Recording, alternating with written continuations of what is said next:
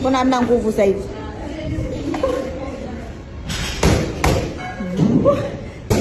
Kisha mikono.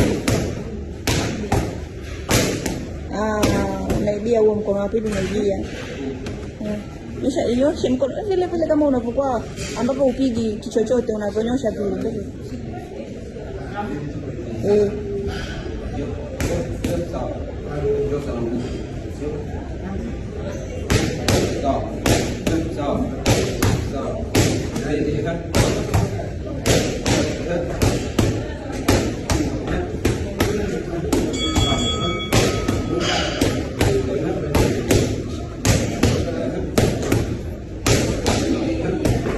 Kengele imegonga jamani.